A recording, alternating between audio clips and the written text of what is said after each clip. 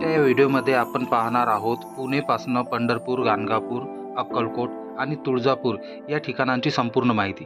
ही आमची 3 दिवस 2 रात्रीची ट्रिप राहणार आहे। सर्वप्रथम पुण्याहून पंढरपूरमध्ये आल्यावर पहिल्या रात्री मुक्काम कुठं करायचा।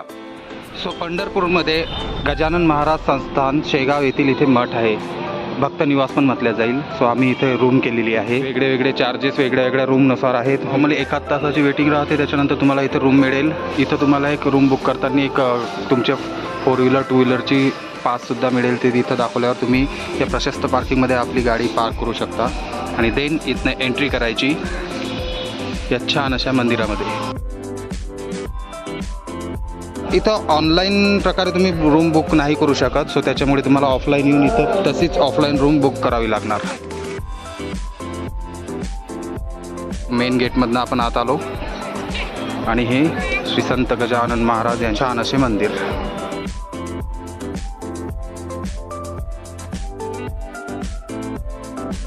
श्रीराम मंदिर,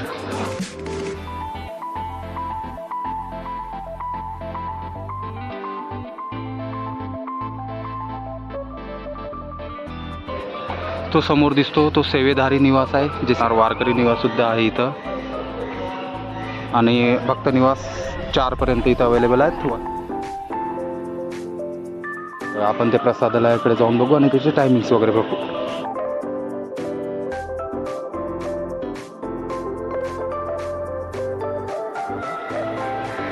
वर वारकरी निवास, त्याच्या खाली तुम्हाला प्रसादालय दिसेल।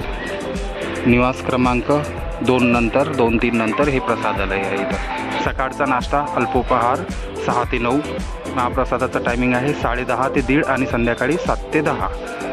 तुम्ही जर इथे रूम केली असणार तर याच टायमिंग्समध्ये तुम्हाला हे नाश्ता आणि जेवण मिळेल। इथे पंढरपूरमध्ये तुम्हाला गजानन महाराज भक्त निवास सोबतच विठ्ठल रुक्मिणी भक्त निवाससुद्धा राहण्यासाठी उत्तम जागा आहेत। तिथं विठ्ठल रुक्मिणी भक्त निवासामध्ये तुम्हाला ऑनलाईन बुकिंगसुद्धा करता येते।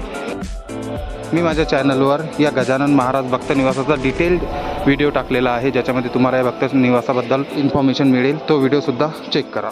छत्रपती शिवाजी महाराजांच्या चौकडनं तुम्ही सरळ इकडे आले, चौकातनं राईट घेतल्यानंतर तुम्हाला एक समोर विठू माऊलीचं मंदिर दिसेल।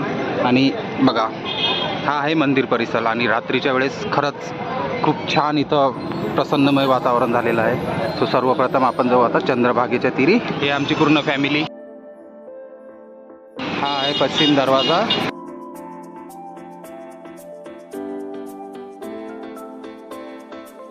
सरळ आल्यानंतर आपल्याला नदीपात्र दिसत आहे, चंद्रभागा नदी।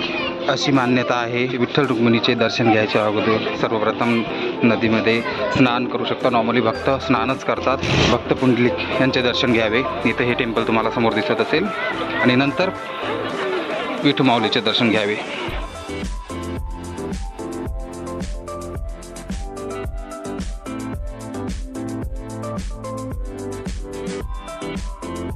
भक्त पुंडलिक यांचे मंदिर, इथं आपण सर्वप्रथम दर्शन करू आणि नंतर मेन मंदिराकडे दर्शनाला जाऊ। इथं अशी लाईन आहे दर्शनाची। इथं आणखी पण खूप छोटे खूप सारे देवी देवतांचे टेम्पल्स आहेत। हे भक्त पुंडलिकाचे मायबाप व 11 रुद्र मारुती मंदिर। हे द्वारकाधीश मंदिर नदीच्या एकदम काठावरच तुम्हाला बघायला मिळेल। चंद्रभागेत स्नान करून भक्त पुंडलिक यांचे दर्शन घेऊन थोडं समोर आल्यानंतर लेफ्ट साईडनं बघितल्यास तुम्हाला इथं दर्शन रांग मिळेल, जे नॉर्मल दर्शन रांग तुम्ही इथनं दर्शन घेऊ शकता। बट आम्ही लगभग 1 वीक अगोदर ऑनलाईन पास काढलेली होती। पास काढल्यामुळे आमचं दर्शन थोडं लवकर होणार आहे आणि माझं म्हणणं आहे की तुम्ही ऑनलाईन पास काढले तर तुमचं दर्शन शांततेत आणि लवकर होण्याचे जास्त चान्सेस आहेत। श्री विठ्ठल रुक्मिणी मंदिर, ते बघा तुम्हाला दिसत असणार की लांब दर्शनाची रांग लागलेली आहे। कुठे चालला की आज? कोणाच्या? विठू माऊलीच्या दर्शनासाठी आम्हाला 1 तास लागला। विठ्ठल आणि रुक्मिणीचे दर्शन घेतल्यानंतर पश्चिम दरवाजातून आम्ही बाहेर आलेलो आहोत। पंढरपूरमध्ये तुम्ही विठ्ठलाच्या पायावर डोकं ठेवून दर्शन घेऊ शकता। खरंच खूप छान दर्शन झाले। आता विठू माऊलीचे दर्शन घेतल्यानंतर आम्ही जात आहोत आमच्या भक्त निवासाकडे। दर्शन घेऊन आम्ही श्री गजानन महाराज भक्त निवासामध्ये परत येऊन फ्रेश होऊन प्रसादालयामध्ये जेवणाकरिता आलेलो आहोत आणि 60 रुपीजमध्ये इथे अनलिमिटेड जेवण मिळते। सो आजच्या ट्रिपचा आमचा हा दुसरा दिवस आहे आणि आमच्या भक्त निवासामध्ये आम्ही सकाळी नाश्ता करायला आलेलो आहोत. नाश्त्यामध्ये तुम्ही बघू शकता उपमा, पोहा, शिरा हे कमी रेटमध्ये इथे मिळते आणि खूप छान क्वालिटीचा मिळतो. सो तुम्ही इथं थांबल्यास सकाळी हा नाश्ता नक्की करा. हेच आमचं भक्त निवास 2 मध्ये रूम आहे. टॉयलेट बाथरूम अटॅच असणारी रूम केलेली आहे. सो आमच्या या रूमचे फक्त 400 रुपये रेंट आहे आणि एक गादी एक्स्ट्रा इथंच असते, म्हणजे 5 व्यक्ती आरामात याच्यामध्ये राहू शकतात. अशी 10 लोकांची पण मिळते. AC रूम मिळतात आणि 70 रुपयानं तुम्हाला एक कॉमन रूम असते, त्याच्यामध्ये 70 रुपये पर बेडनुसार तुम्ही राहू शकता. सो चला, आज ट्रिपचा दुसऱ्या दिवशी आम्ही इथं संत गजानन महाराज भक्त निवासमधनं चेकआउट केलेला आहे. माझ्या चॅनलवर मी या भक्त निवासाचा डिटेल व्हिडिओ टाकलेला आहे, तो सुद्धा नक्की बघा. आता आपण आलेलो आहोत पंढरपूरमधील विष्णुपद या ठिकाणावर. असे म्हणतात की इथे विष्णू रुक्मिणीला भेटायला आलेले होते, तेव्हा इथे त्यांचे पावलांचे आणि त्यांच्यासोबत असणाऱ्या गायींचे पावलांचे ठसे इथं उमटलेले आहेत त्या दगडावर. बोटिंग वगैरे करू शकता इथं तुम्ही. इथं दिवे सोडायची प्रथा आहे. हे बघा, हे नदीत पावसाळ्यात इथं शक्यतो या पुलावर पाणी असतं, सो तेव्हा तुम्ही म्हणजे इथं येऊन येते. हा बंद असते मंदिर विष्णुपद.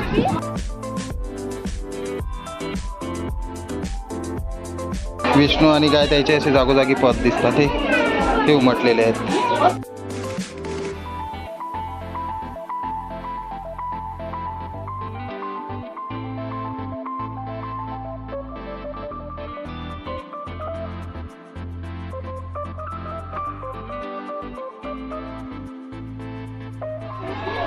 दर्शन घेऊन थोडंसं वर आल्यावर इथं आहे विष्णुदेवाने संत जनाबाईला भेट दिली ती जागा. हे बघा, इथं पाऊल क्लिअर दिसते.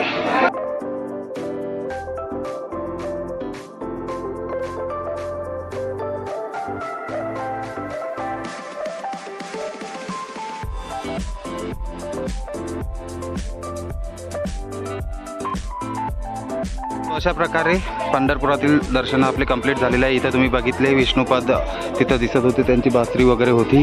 पंढरपुरातील सर्व दर्शन आपले समाप्त झालेले आहे. याच्यानंतर आपण आता डिरेक्ट जाणार आहोत गाणगापुरात. सो नेक्स्ट भेट गाणगापूरमध्ये.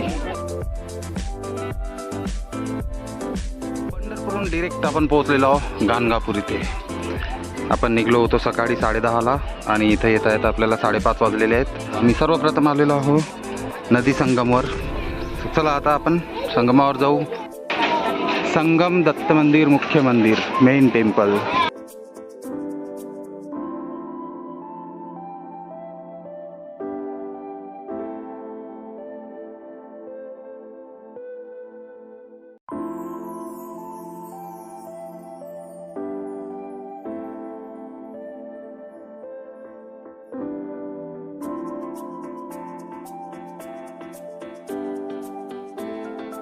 नदीकाठी या इच्छापूर्ण औदुंबर झाडाला धागा बांधल्यास आपल्या मनातील इच्छा पूर्ण होतात अशी मान्यता आहे. आणि साईडलाच हे पारायणचं कक्ष आहे.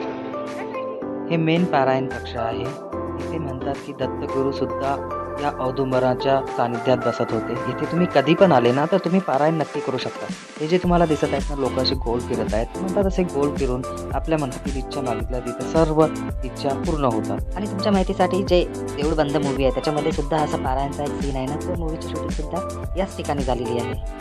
इथं जे पारायणचे स्थान होते तिथनं आम्ही दर्शन घेऊन मेन दत्त मंदिराकडे जात आहोत. शिवमंदिर आहे आणि दत्त मंदिर आहे. इथं दर्शन घ्यायचं आणि मेन गाणगापूर गावात पादुका मंदिर आहे, तिथं दर्शन घ्यायचं.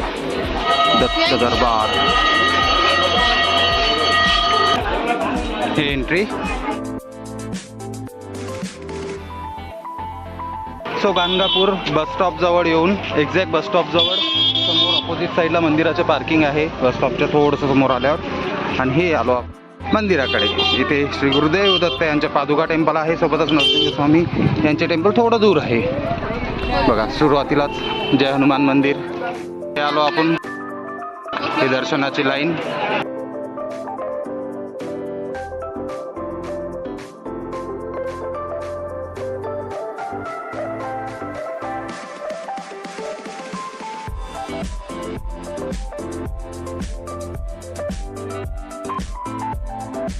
दर्शन लाईनमध्ये लागलेला आहो इथं दत्त महाराजचं दर्शन घ्यायला.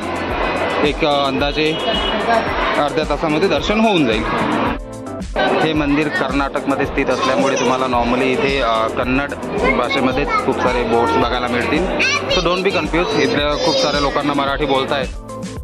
तो गुरुदेव दत्त यांचे दर्शन झालेले आहे. हे वृक्ष काल दत्त जयंती झालेली आहे, त्याच्यामुळे बघा खूप छान प्रकारे हे मंदिर सजवलेलं आहे.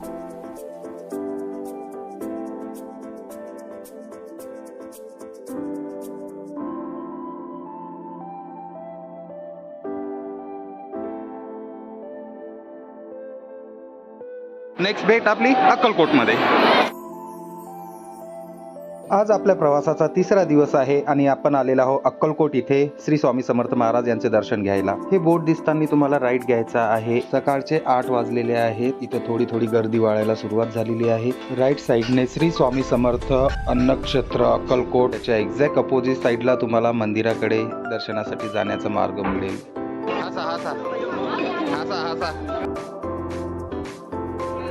स्वामी समर्थ मंदिर, चला दर्शनाला.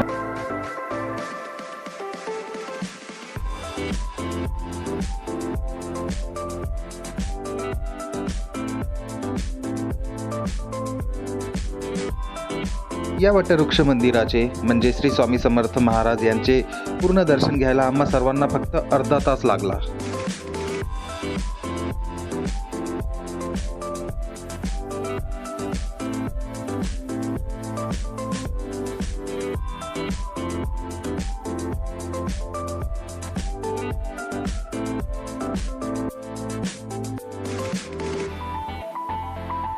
तेथे दर्शन करून आम्ही आता मंदिराच्या बाहेर आलेलो आहोत.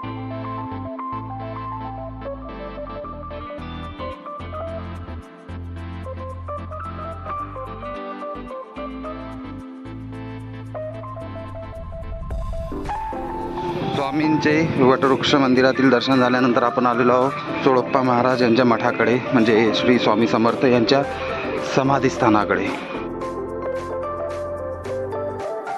श्री स्वामी समर्थ यांचे परमभक्त चोळप्पा महाराजांचे घर.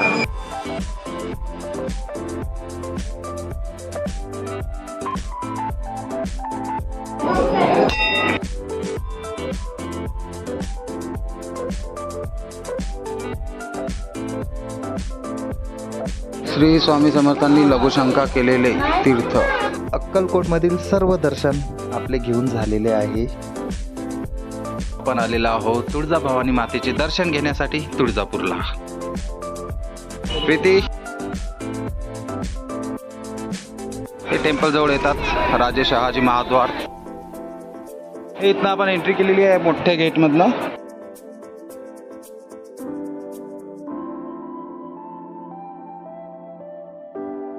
हा यज्ञ मंडप आहे. मेन मंदिराच्या आतमध्ये आल्यावर लगेच तुम्हाला दिसणार.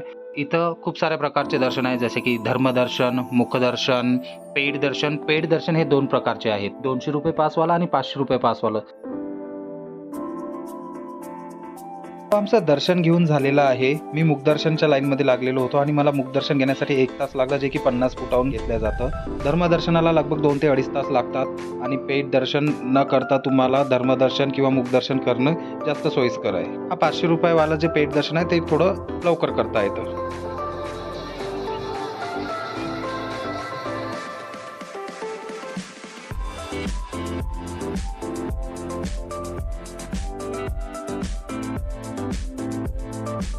आहे इच्छापूर्ती दगड.